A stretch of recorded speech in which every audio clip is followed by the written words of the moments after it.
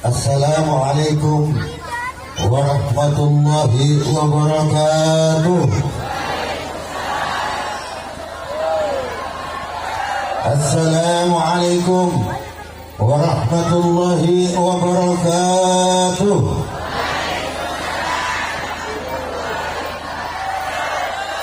Idza huyyitum bitahiyyatin fahayyu bi ahsani minha aw rudduha. Ketika ada salah seorang dari saudaramu sesama muslim mendoakanmu, maka jawablah dengan yang lebih baik atau paling tidak yang sepadan. Saya mengucapkan salam adalah mendoakan kita semua pada saat ini agar kita yang hadir ini itu diselamatkan oleh Allah dari dunia sampai akhirat. Akan saya ulangi sekali lagi, kita jawab dengan kompak. Assalamualaikum warahmatullahi wabarakatuh.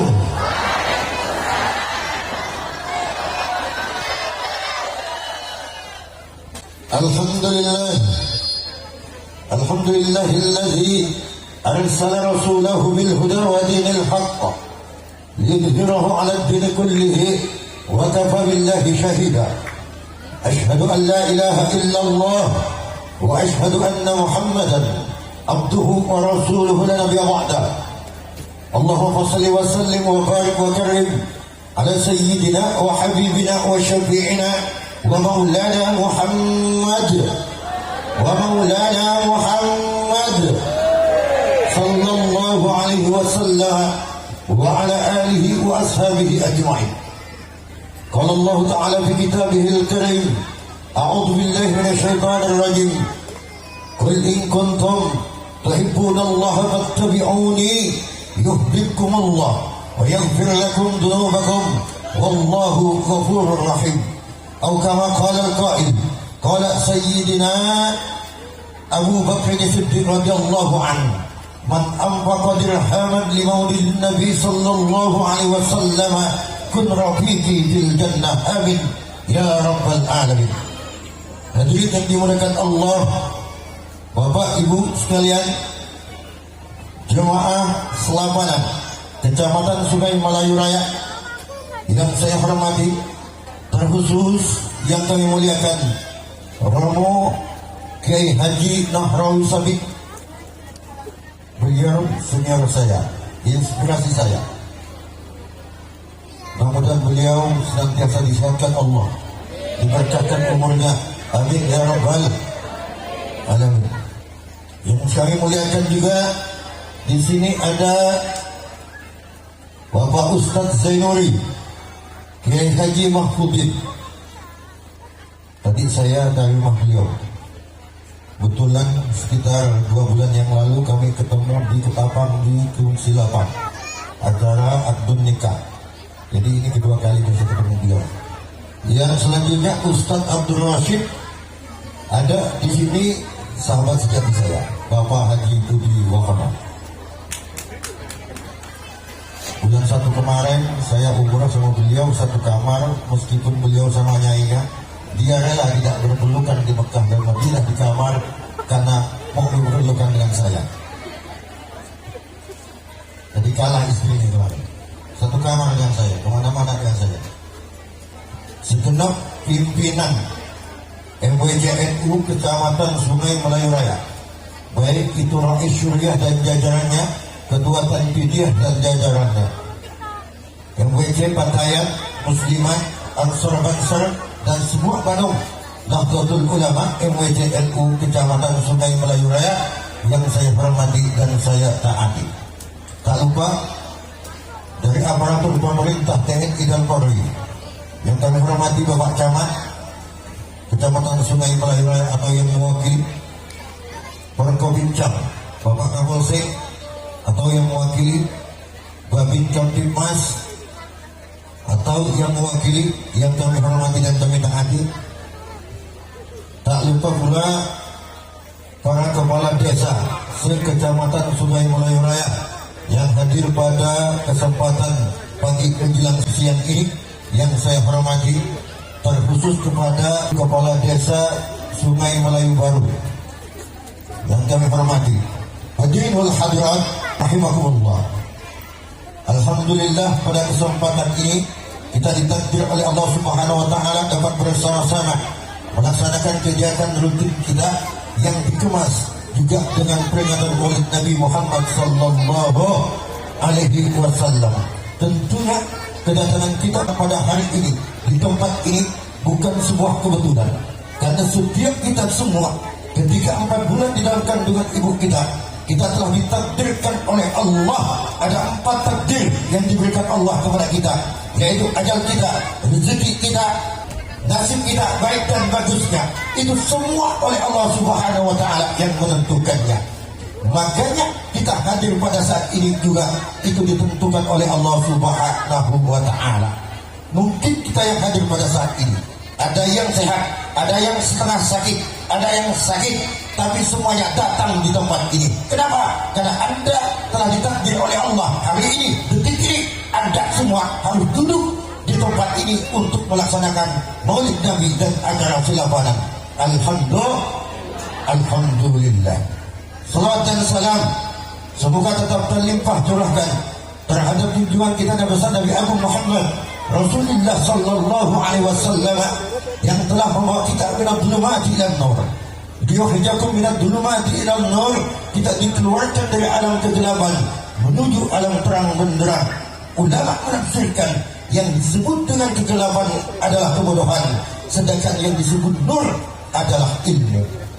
Awalnya tidak tahu apa-apa, kemudian kita tahu segala sesuatu. Itu karena barokah dari tujuan kita Nabi besar Nabi Agung Muhammad sallallahu alaihi wasallam. Allahumma shalli ala Muhammad. Lanjut Bu. Saya izinkan ceramah saat ini berdiri karena saya ini masih muda. Tahun 2000 kemarin umur saya masih 25. Tahun 2000 baru 25. Karena saya masih sehat, nanti akan saya hormati ini karena disiapkan oleh panitia dan disiapkan nanti akan ada waktunya saya duduk. Tapi insya Allah saya akan lebih banyak berdiri. Kenapa? Karena saya masih kuat. Sehari semalam saya kalau di rumah bisa naik 5 kali. Naik ke masjid Bu, naik ke masjid maksudnya. Duhur, asar, maghrib, isya, zuhur, isya, subuh. Bukan naik aku, naik ke masjid. Hadirin yang dimuliakan Allah Subhanahu wa taala, tadi Bapak Camat atau yang mewakili mengingatkan kepada kita.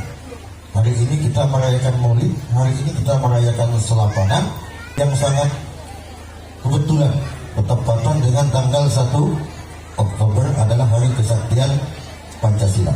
Maka izinkan hari ini, siang ini saya akan mengupas tentang Maulid dan juga saya akan mengupas tentang kebangsaan kita, tentang NKRI. Tadi juga Romo Kiai Nahrawi Sabit telah banyak bertawasul. Apa sebenarnya tawasul itu? Insya Allah akan saya kupas pada hari ini, mudah-mudahan bermanfaat untuk kita semua. Amin ya rabbal alamin. Yang pertama kita maulidan dulu. Allah Subhanahu wa taala di dalam Al-Qur'an telah berfirman, "Inna iddatash shuhur indallahi 12 syahran fi kitabillah yawma khalaqas samawati wal arda minha arba'atun hurum." Sesungguhnya bilangan bulan dalam 1 tahun itu ada 12 bulan. Di dalam 12 bulan itu ada 4 bulan yang dimuliakan Allah Subhanahu wa taala, yang di dalamnya Allah menciptakan langit dan bumi. Dan yang dimuliakan dari 4 bulan itu adalah, yang pertama adalah bulan Dzulhijjah, yang kedua adalah bulan Dzulqa'dah, yang ketiga bulan Muharram, dan yang keempat disebut dengan bulan Rajab. 4 bulan ini adalah bulan yang telah ada nasnya di dalam Al-Quran bahwa 4 bulan ini dimuliakan oleh Allah Subhanahu wa ta'ala. Ini kita bulan Rabiul Awal. Kita yakin dan percaya, Bapak Ibu semua yang hadir pada saat ini yakin dan percaya bahwa bulan Rabiul Awal adalah bulan yang begitu dimuliakan oleh Allah Subhanahu wa ta'ala. Pertanyaannya, Kenapa kalau memang Rabiul Awal itu dimuliakan oleh Allah, tidak termasuk di 4 bulan yang saya sebutkan tadi?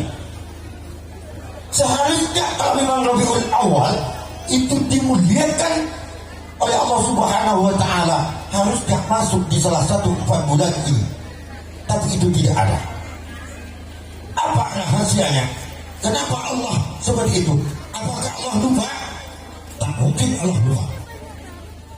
Kenapa itu terjadi, Bapak Ibu sekalian? Jawabannya adalah bulan Rabiul Awal adalah satu bulan yang dipercaya orang jahiliyah pada saat itu.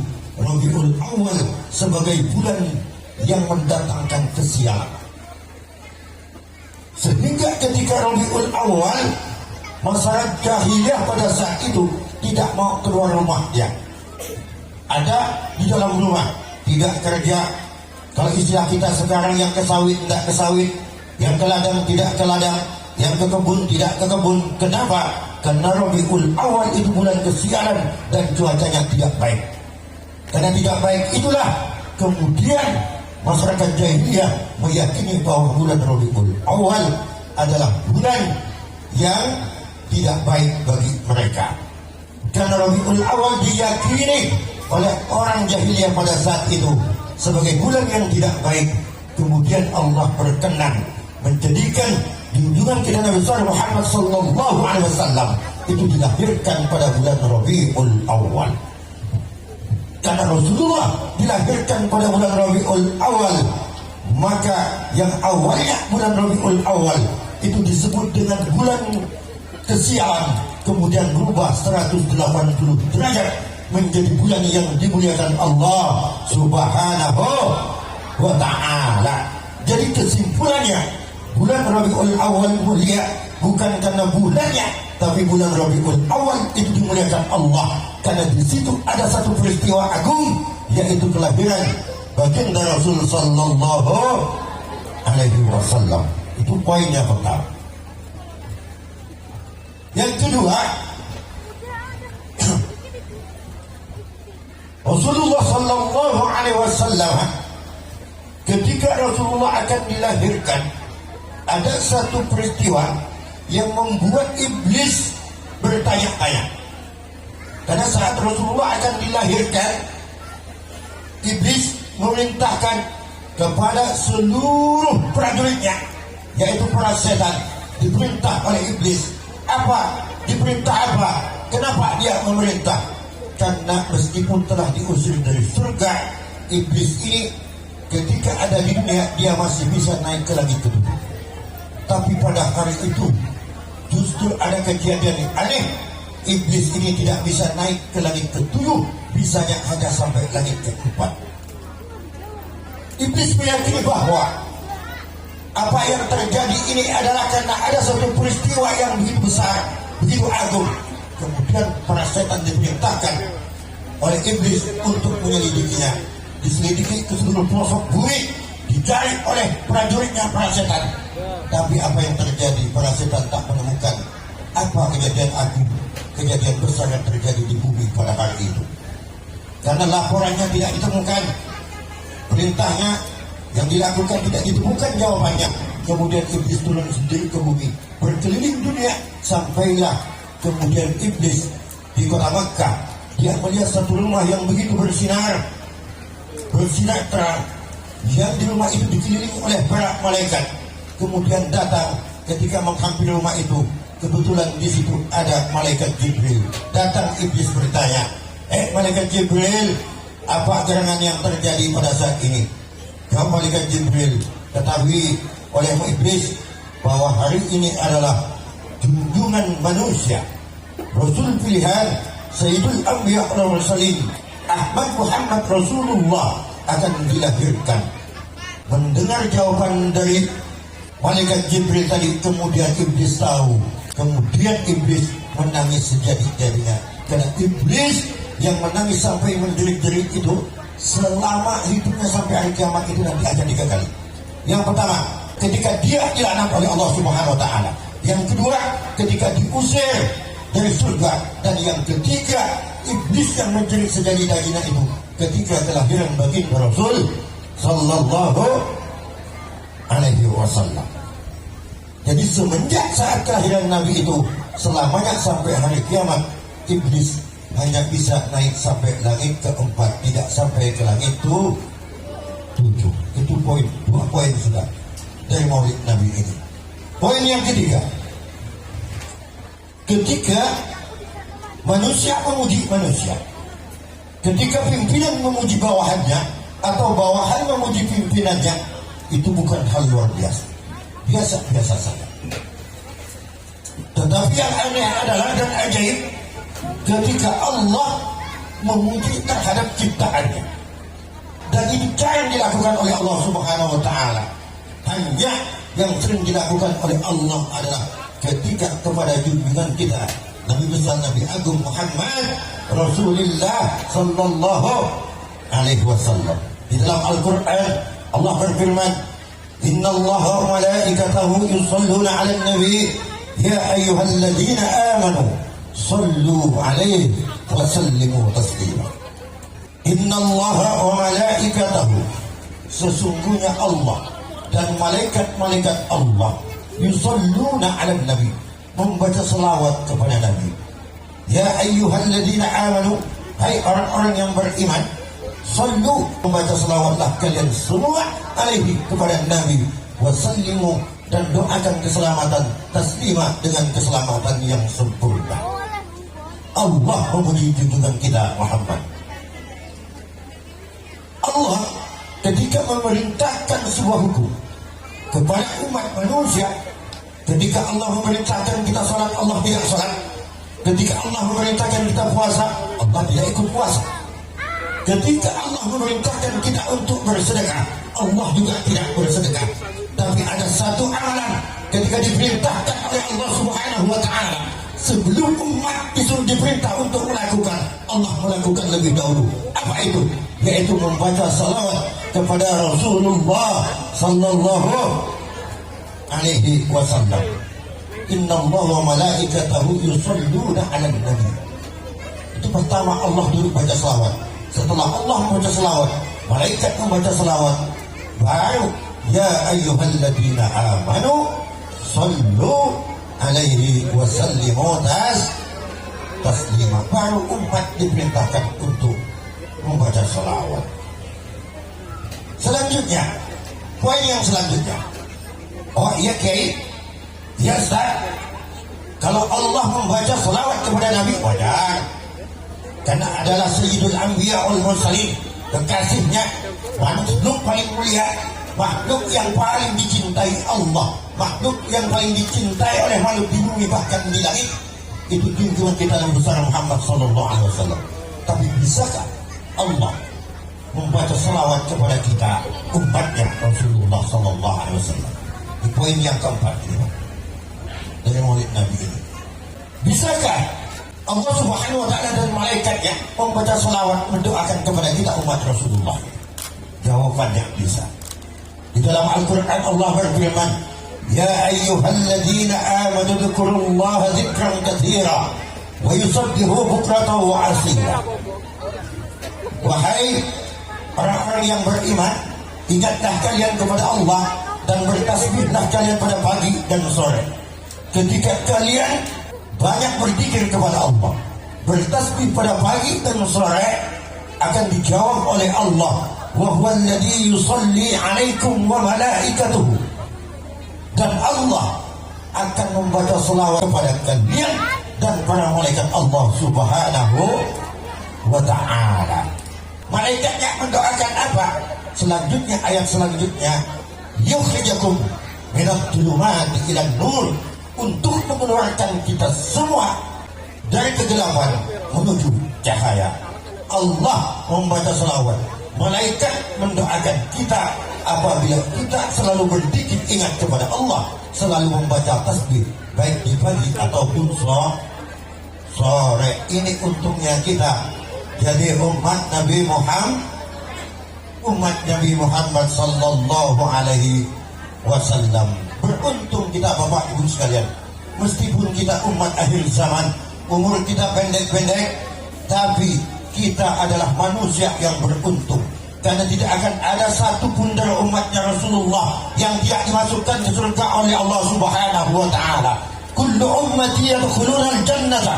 Seluruh umatku, kata Rasulullah, akan masuk ke surga Allah illa man aba, kecuali yang tak mau.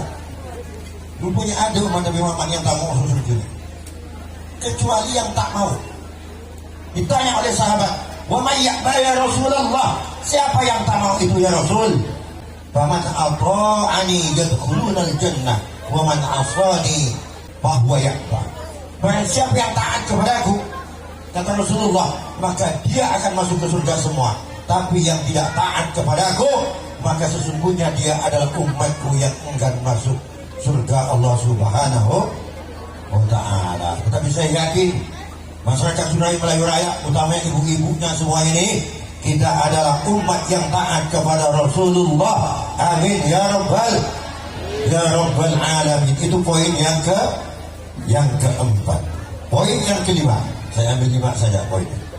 Ketika nanti manusia telah sampai pada hari kiamat, ketika manusia akan dibangkitkan oleh Allah Subhanahu wa taala, kemudian Allah menurunkan hujan air mani selama 40 hari 40 malam. Setelah 40 hari 40 malam hujan mani, kemudian manusia yang ada di dalam kuburan semua akan dibangkitkan kembali, tumbuh kembali. Ketika tumbuh kembali itulah kemudian Allah memerintahkan kepada malaikat Jibril, ya Jibril, engkau datangi Nur Muhammad, kau datangi Muhammad kekasihku itu, bawa angkat olehmu, bawa ke surgaku, kata Allah Subhanahu wa taala. Kemudian atas perintah Allah, malaikat Jibril turun ke bumi mencari jasadnya Rasulullah yang telah dibangkitkan kembali oleh Allah Subhanahu wa taala. Tapi apa yang terjadi? Malaikat Jibril tidak menemukan jasad Rasulullah. Kembali lagi kepada Allah, ya Allah, saya tidak menemukan jasad kekasihku, kekasihmu Muhammad sallallahu alaihi wasallam. Jibril, kau cari saja di mana sinarnya yang paling besar, itulah Nabi Muhammad sallallahu alaihi wasallam. Ketika kedua kalinya turun, kemudian ketemu Nabi Muhammad. Sampai ke Nabi Muhammad, kemudian malaikat Jibril berkata, ya Rasulullah, aku diperintahkan oleh Allah Subhanahu wa taala untuk menjemputmu masuk ke dalam surga Allah Subhanahu wa taala. Tapi apa jawaban Rasulullah? Jawaban Rasulullah, tidak Jibril, aku tidak akan pernah masuk ke surga Allah kalau belum ada jaminan dari Allah. Satu saja umatku yang masuk ke neraka, maka aku tidak akan pernah masuk ke dalam surga Allah Subhanahu wa taala. Kemudian apa yang terjadi? Karena Nabi Muhammad menolak, muncullah ayat di dalam surat Wadduha, wala sawfa yu'tika rabbuka fatarda. Dan aku akan memberikan kepadamu Muhammad, yang penting kau senang. Jadi kata Allah, yang penting kau senang Muhammad.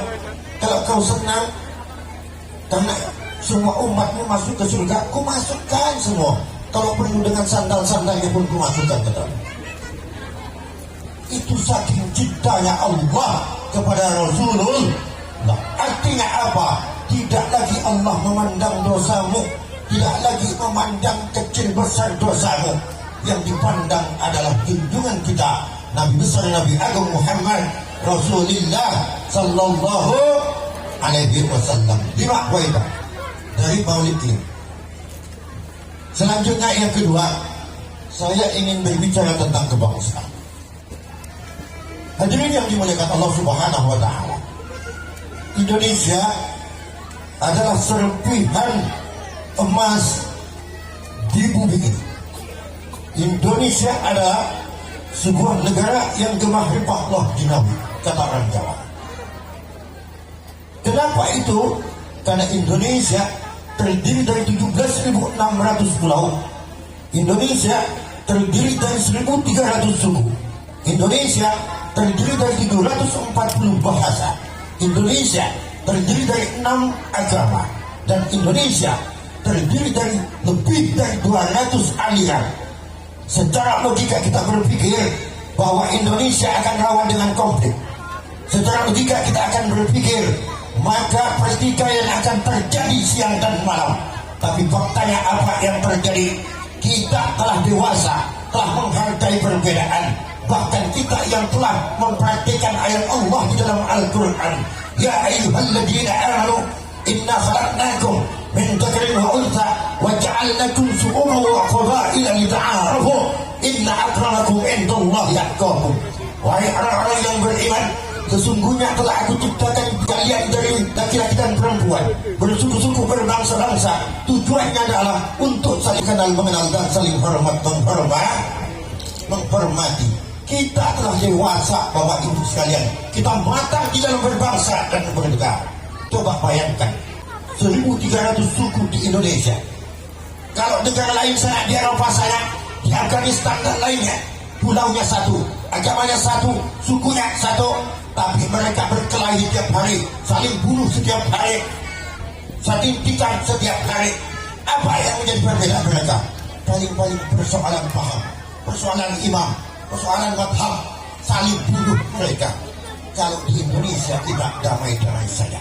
Jadi kalau ada orang hari ini mengatakan Indonesia telah kritis, tidak, itu hanya fitnah saja. Tidak benar. Yang benar adalah Indonesia damai, Indonesia sejahtera, Indonesia akan abadi sepanjang bumi ini belum dikiamatkan oleh Allah Subhanahu wa Ta'ala. Amin ya Rabbal alamin. Jangan kita terlalu percaya terhadap isu-isu yang tak bertanggung jawab, Bapak Ibu sekalian. Karena negeri kita adalah negeri yang diimpikan oleh negara lain. Semua ingin menjadi warga negara Indonesia. Kenapa? Karena Indonesia damai. Buktinya apa? Buktinya hari ini kita pengajian, selapanan, majelis taklim, macam-macam nih, selawatan, jamnya selawat siang malam di Sungai Melayu ini, di Ketapang, di Indonesia. Kita semua enak ngadakan. Nggak ada yang nangkepin, malah Pak polisi ini ikut selawat. Hebat tidak Indonesia? Hebat. Coba sampai ke Arab Saudi sana, kumpul-kumpul gini, ditangkap semua sampai nih. Tak boleh di sana, Pak. Ada perkumpulan kecuali di Mekah, di Masjidil Haram, kecuali di Masjid Nawawi, di Madinah. Di luar dua tempat itu tidak boleh ada perkumpulan. Tanya ke yang sudah haji, yang sudah umrah, ada tak orang numpuk-numpuk, ada pengajian? Tak ada, Pak. Kalau sampai ke Mekah sana, ini kan banyak jemaah di sini ini kan lagi umrah sekarang nih, ikut MK Tour. MK Tournya Kiai Haji Abdullah Fakir, Mambol Khairat Tour and Travel. Kiai Abdullah Fakir itu abang saya, buat yang tak tahu, abang dua pupu saya. Bukan dua pupu, tapi dua popo. Kalau yang Jawa kan O kan? Bukan dua pupu, dua popo. Itu abang saya. Alhamdulillah luar biasa. Jadi Abang Abdullah Al-Fakir ini kemarin malam nelpon saya, bahwa yang dibawa jemaahnya katanya sekitar 119, dan separuhnya itu orang Sungai Melayu Raya. Amin. Amin ya Rabbal. Mudah-mudahan masyarakat Sungai Melayu Raya semuanya diberikan limpahan rezeki oleh Allah Subhanahu wa Ta'ala, sehingga kita bisa berziarah ke Mekah dan Madinah. Amin ya Rabbal alamin. Pulangnya ke Ketapang, rezekinya ditambah oleh Allah Subhanahu wa Ta'ala. Amin kan Bu? Hartanya ditambah oleh Allah Subhanahu wa Ta'ala, motornya ditambah Allah, mobilnya ditambah, rumahnya ditambah, istrinya ditambah sayang. Saya belum selesai tadi ngomong tuh. Ditambah sayang. Amin ya Rabbal alamin. Sampai di mana baru selesai terang? Setiap kita berbuat kegiatan di Indonesia ini aman-aman saja. Dan hari ini kita masih ada satu modal yang sangat penting di Indonesia. Apa modal utamanya? Kita sekarang punya modal demografi. Demografi itu adalah jumlah jiwanya di Indonesia ini lebih banyak pemudanya daripada kaum tuanya.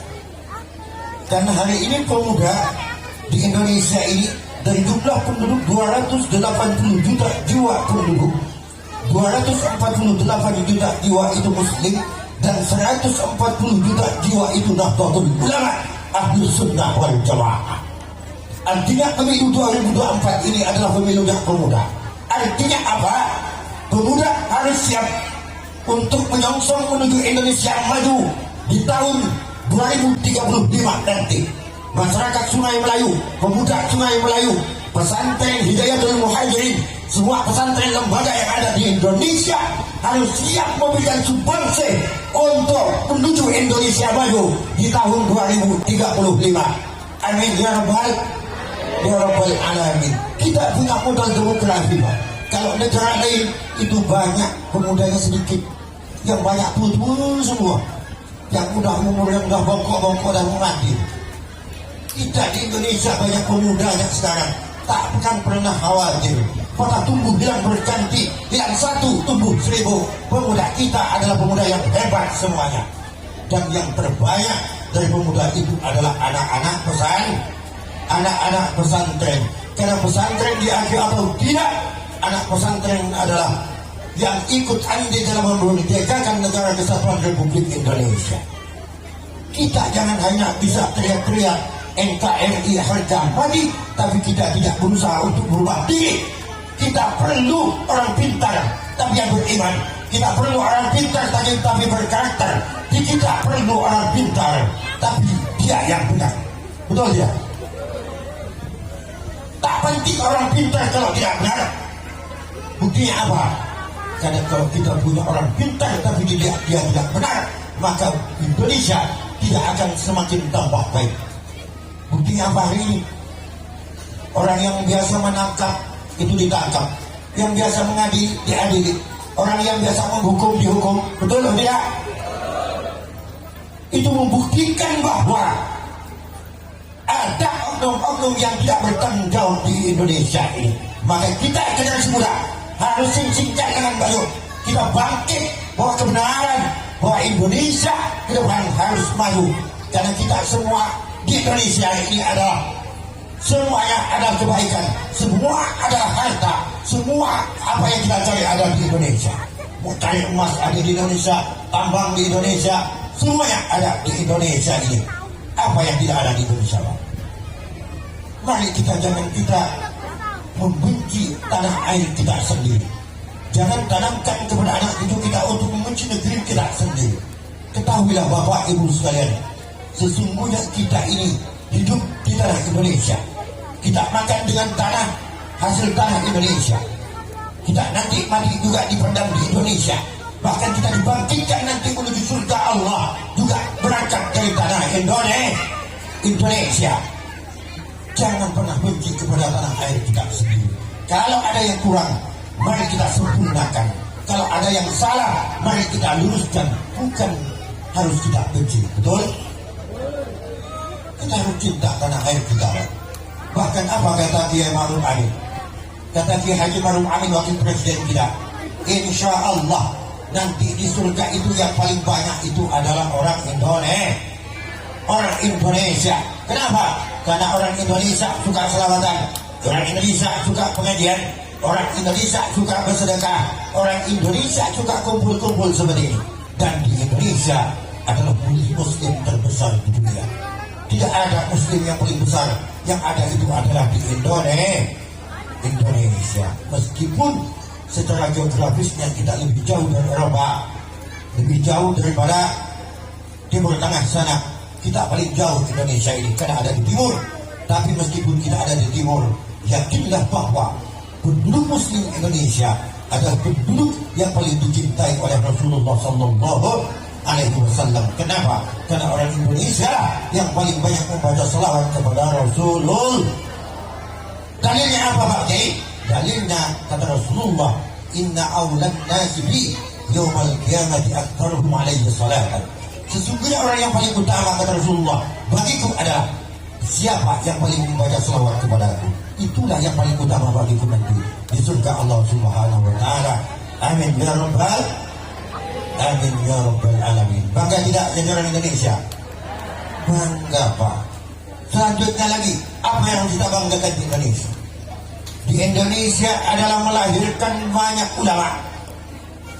dari dulu sampai hari ini, dari Wali Songo sampai ulama-ulama penerus hari ini, yang dimunculkan oleh ilmuwan-ilmuwan Indonesia, oleh kiai-kiai Indonesia.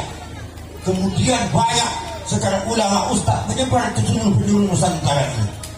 Kita sekarang para ulama telah membuat fikih peradaban, yang dengan fikih peradaban itu kemudian menjadi rujukan oleh ulama-ulama di Timur Tengah sana.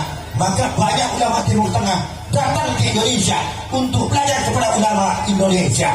Jangan dibalik, Pak. Jangan latah kita menjadi umat Islam di Indonesia. Ada memang tidak salah sampai mengirim anaknya kuliah, sekolah, mondok ke Afghanistan sana. Sampai tahu tidak Afghanistan? Afghanistan itu setiap hari, setiap malam mereka kenai tembak-tembakan ini. Tembak-tembakan. Apa pahamnya di sana? Paham radikal yang banyak, paham kekerasan yang ada di sana. Karena bapak salah mendidik anaknya dikirim ke Afghanistan, maka ketika pulang yang terjadi apa? Yang terjadi bukan menjadi rahmah bagi masyarakat di kampungnya, tapi justru dia kemudian menyalahkan orang yang sholat, menyalahkan orang yang tahlil, menyalahkan orang yang selawatan. Ngamuk dia jadi kiai pengamuk. Kenapa? Karena salah mendidik anak, dikirim ke Afghanistan. Ulama itu yang ada di Indonesia dari Eropa, Timur Tengah datang untuk belajar ke Indonesia. Jangan kita balik, Pak. Sampai kenal Gus Baha? Tahu, bukan kenal, tapi tak. Kiai Haji Bahauddin Nursalim, santrinya almarhumlah Kiai Haji Maimun Zubair Sarang. Tak mondok kemana-mana dia, mondok di sana. Tapi hari ini adalah ulama teralim di dunia. Hari ini dialah Gus Baha, tidak ada dua. Tepuk tangan. Tidak mondok ke Mesir di Yaman, tidak mondok Timur Tengah, tapi jadi ulama paling alim. Jangan dibalik. Cukup sampai pondokkan anaknya di sini, di Nahrawi, di Ketapang, pilih silakan. Sama saja. Emang kalau di Ketapang alim itu mirip, sama Pak.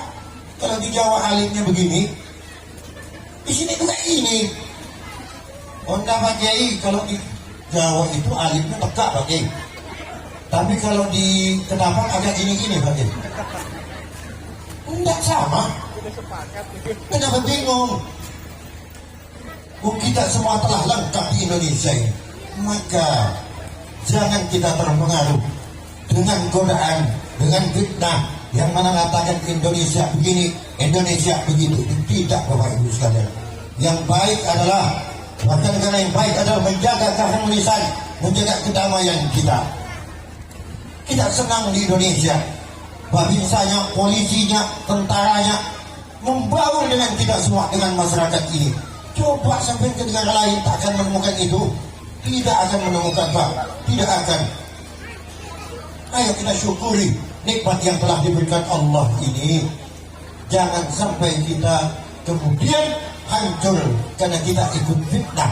Jangan sampai kemudian kita hancur karena kita ikut dengan adu domba yang sengaja dihembuskan oleh pihak-pihak yang tidak bertanggung jawab. Ini tentang kebangsaan kita. Yang terakhir, cukup Bu ya? Cukup mau lanjut? 5 menit lagi ya. Maaf Pak, saya tidak bisa begitu lama karena saya harus segera pulang. Alhamdulillah, selama bulan Maulid ini adalah titik ke-13 saya hari ini. Jadi motor saya selama bulan Maulid ini saya jadi hamba gitu, tak pulang-pulang. Nanti malam, insya Allah nanti saya jemput di rumah. Jam 3 saya sudah harus sampai di rumah, karena jam 3 saya dijemput untuk menuju Manjau dari situ ke sana. Setelah Manjau, saya lanjut ke Rantau Panjang, Sukadana. Kembali di Padang, di Ketapang, di kota. Baru lanjut ke Marau. Terus Pak keliling. Mohon doanya mudah-mudahan saya tetap sehat. Dan di dalam perjalanan diselamatkan oleh Allah Subhanahu wa Ta'ala. Yang terakhir, sedikit lagi Pak ya. Sedikit lagi. Saya tadi sudah janji akan membahas tentang Awas dulu. Hadirin yang dimuliakan Allah Subhanahu wa taala, ketika seorang kiai berdoa, pasti seorang kiai berdoanya begini. Kalau tentang Allah, ala ayyaghfir lahum wa yu'li darajatahum fil jannah wa yu'idu alaihim min barakatihi. 3 poin. Yang pertama, ala anna Allah ayyaghfir lahum, agar Allah memberi ampun lahum kepada ahli-ahli kubur yang kita fatihati. Yang kedua, wa yu'li darajatihim fil jannah, agar Allah meninggikan derajatnya di surga Allah Subhanahu wa taala. Dan yang ketiga, wa nu'idu alaihim min barakatihi, agar kita berdoa agar mendapat barokah dari orang yang kita fatihai di dalam kubur ini. Artinya orang meninggal, orang yang ada di dalam kubur itu ada 3 macam manusia. Yang pertama adalah manusia seperti kita, kadang melakukan kebaikan tapi juga kadang melakukan dosa. Maka ketika meninggal, kita pasti bawa dosa ke dalam kubur. Oleh karenanya kita, kerabatnya, istrinya, suaminya, orang-orang tercintanya yang masih hidup di dunia harus mendoakan orang yang telah meninggal di dunia, mengirim Fatihah, mengirim Yasin, mengirim Al-Quran. Agar apa? Agar Allah melipat gandakan amal kebaikannya dan menghapus segala dosa yang telah dilakukan ketika masih hidup di dunia. Ala ayyaghfir lahum, kita mohon kepada Allah agar Allah memberi ampunan kepada mereka. Itu yang pertama, poin yang pertama. Yang kedua, wa yu'li darajatihim fil jannah, agar Allah mengangkat derajatnya di surga. Loh, kan dari surga Pak Kiai, masih diangkat lagi kan? Iya, betul. Karena surga itu adalah 8 pintu. Siapa yang dimaksud ini wa yu'li darajatihim fil jannah? Di dalam kitab dijelaskan, di dalam Sahih Bukhari, Sahih Muslim, juz 3 itu bisa dilihat di sana dijelaskan bahwa yang dimaksud dengan wa yu'li darajatihim fil jannah adalah anak-anak yang meninggal sebelum balik. Ketika bapak ibu punya anak meninggal sebelum balik, maka sesungguhnya ibu mungkin ketika hidup di dunia yang sedih karena ditinggalkan oleh anak tercintanya, tapi pada sesungguhnya ibu adalah orang-orang yang beruntung. Kenapa? Karena ibu nanti akan disambut oleh anaknya yang masih kecil yang meninggal itu di surga Allah Subhanahu wa taala. Ketika bapak ibu tidak ditakdir masuk surga tapi masuk neraka, maka sang anak akan datang ke neraka untuk menjemputnya, dibawanya kedua orang tuanya masuk ke surga Allah Subhanahu wa taala. Amin ya rabbal. Untung tak untung punya anak meninggal masih kecil? Untung, masih untung, tapi jangan anak tak meninggal nanti pikirin, anakku tak meninggal, aku belum. Ada yang tengah penyakitnya. Jangan iya bu. Yang itu tetap dipelihara, didik, masukkan pesantren biar dia menjadi anak yang soleh soleha. Karena ketika menjadi anak yang soleh soleha, kemudian dari dia juga nanti akan mendoakan orang tuanya, sama saja akan menghantarkan orang tuanya ke surga Allah Subhanahu wa taala. Yang terakhir, yang ketiga, wa nu'idu alaihim min barakatihim, dan mengharapkan dari keberkahan-keberkahan orang ahli kubur. Siapa yang dimaksud? Itulah para wali Allah, itulah al-anbiya wal mursalin, para nabi dan rasul, wali-wali Allah Subhanahu wa taala, wali songo atau maka wali-wali yang ada di Nusantara ini, bahkan di dunia ini. Makanya kita fatihai. Maksudnya apa? Bukan kita fatihai itu agar mereka itu dibebaskan siksa oleh Allah, karena mereka pasti selamat, karena mereka calon-calon penghuni surga. Akan tetapi kita memfatihai adalah agar fatihahnya kembali kepada kita tadi. Kita minta barokah kepada ulama-ulama wali-wali Allah yang telah meninggal dunia. Itulah yang disebut dengan wa yu'idu alaihim min barakatih. Jadi bukan bid'ah, bukan kurabat. Kalau orang yang ziarah ke kuburan para wali itu Pak, itu maksudnya kata ulama. Kita mengharapkan barokah dari para wali Allah Subhanahu wa taala. Karena kekasih Allah yang telah meninggal itu sesungguhnya kata Allah bukan meninggal, tetapi dia huwa yantaqilu min dari ila dari akhar. dia enak pindah dari satu tempat ke tempat yang lain, dan dunia pindah ke alam kubur, dan kubur nanti ke akhirat. Tidak ada bedanya dengan ketika kita anak kita dulu ada di dalam rahim ibu, kemudian dikeluarkan ada di dunia ini. Sama saja seperti itu, hanya perpindahan tempat saja. Mereka ada di alam kubur tetap hidup, maka berkahnya tetap kita harapkan. Maka kita selalu Fatihah di selapanan ini, di Jumatan, dan semuanya. Mudah-mudahan kita semua oleh Allah Subhanahu wa Ta'ala tetap diistiqomahkan untuk senantiasa suka kepada kebaikan, senang kepada kebaikan, dan tidak senang terhadap perpecahan. Amin ya rabbal alamin. Bapak Ibu sekalian yang dimuliakan Allah Subhanahu wa Ta'ala, mungkin ini yang dapat saya sampaikan pada kesempatan ini. Kalau memang kelebihan kurangin sendiri, kalau kurang ya tambah seorang, kalau tak puas puaskan seorang, karena saya memang bukan pemuas.